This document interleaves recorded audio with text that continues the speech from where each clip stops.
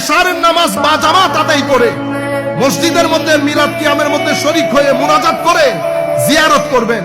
স্থানীয়ভাবে যারা বড় আল্লাহর ওলি আছে তাদের সাথে যাবেন, তাদের কাছে যাবেন। ছেলে কুলে বাচ্চাদেরকে নিয়ে যাবেন মাজারে পাকের মধ্যে। কোনো বেদাত টেদাত নাই, কোনো বেদাত টেদাত নাই। খবরদার রাতে ঘুমাইছেন, রাতে ঘুমাবেন না। দিনের বেলায় ভালো করে ঘুমিয়ে নেবেন।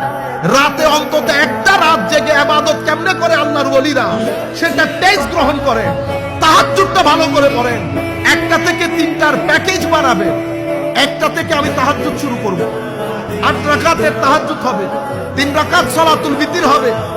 আগে যদি চান সালাতুত তওবা পড়তে তাও করতে পারেন।